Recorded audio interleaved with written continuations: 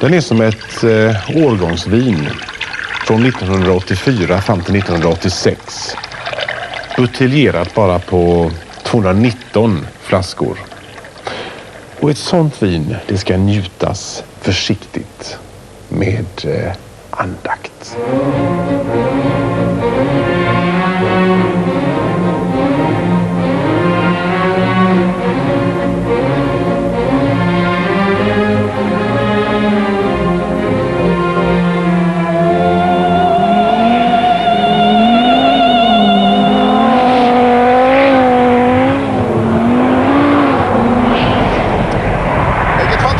Vi lever i. Här delar vi isen idag med 2 fredliga pimplare för varsin spark.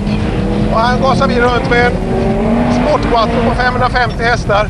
Kör som svin helt enkelt. Och det är ingen som har någonting emot det. Ja, Sverige är fantastiskt.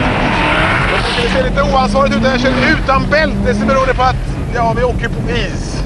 Och där kör man gärna utan bälte. Som ni förstår kanske varför. Det blir så jobbigt när isen brister och det blir bråttom. Även om jag villigt erkänner att det känns mer än lovligt naket att åka utan bälte. Sportquattron utvecklades från den, ska vi säga, vanliga så kallade urquattron för att möta konkurrensen under Grupp B-eran i rally-VM i mitten på 80-talet. Det var lite hej med karosspassningen på sportquattron. Men som en mekaniker på motorsportavdelningen sa: det här är ingen bil.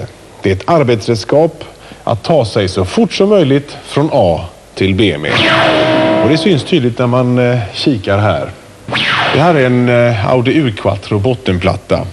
Kapad 35 cm med lite eller ingen finess. Men lägre vikt, bättre fördelning av vikten och en förbättring av vridstyvheten. Det finns olika uppgifter på antalet byggda och antalet, 219, har vi fått ifrån fabriken. Homologeringskravet föreskrev 200 enheter, 164 såldes till kund, 19 var experimentvagnar, 20 gick till motorsportavdelningen och resten blev kvar hos Audi som reservdelsbilar och annat. Men 1988 så såldes 5 stycken återuppbyggda. Vårt exemplar får nog tillskrivas en historia som en förseriebil. En experimentvagn med chassinummer 003. Vad som är lite festligt med den här civila vagnen är att den har en burbåge i sig från tillverkning och att den är bara godkänd i Sverige med 4-punktsbälten och endast dem.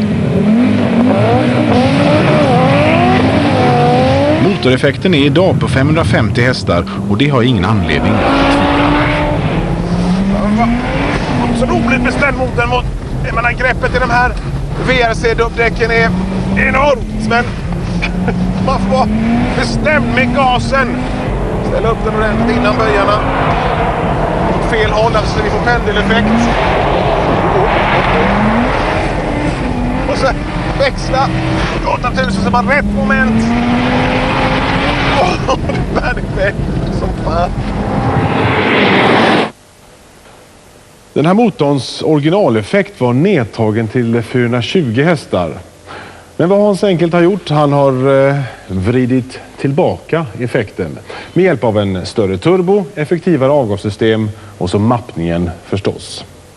Det är helt enkelt så här en Grupp E rallymaskin ska vara. Ja, eller rättare sagt, det var runt där som rallyhjärnen S1-orna höll sig. Det finns inget startsystem eller tomgångssystem i insprutningen, så det är full gas när du startar. Och sen får du se till så att den blir varm innan den kan gå på tomgång.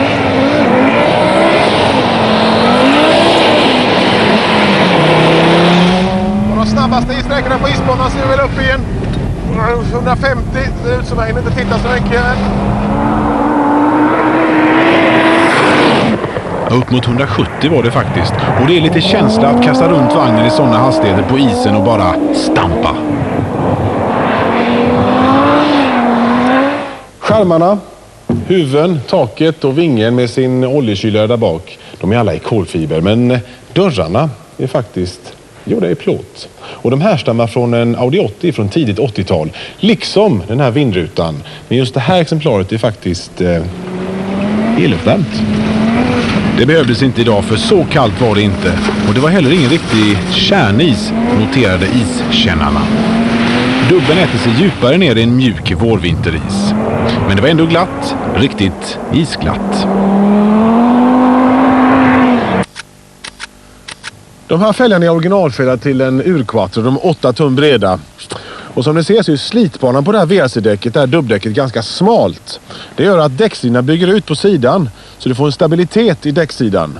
Och det är en fördel på en sån här vagn som går mest på tvären. Ja, titta ut över sidan och köra här.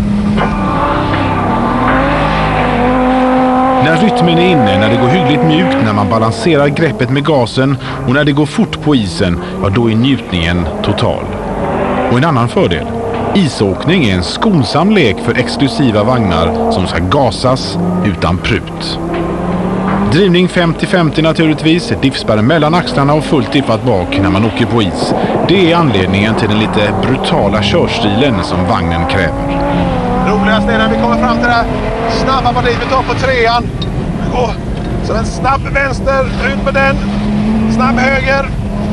Snabb vänster, förlåt, tvärtom ska det vara. Var är det inte? Borta i bilen. Ja, det är lätt att bli adrenalinrusig i sportquattron på isen. Och det ruset är något jag har turen att få leva utav. Kvalitetsvin däremot är också en njutning, men där är ruset mindre njutbart. Riktiga finsmakare, de spottar väl ut det där välsmakande fina vinet. Men att spotta på en sportquattro, det gör man bara inte. Så vill ha mera.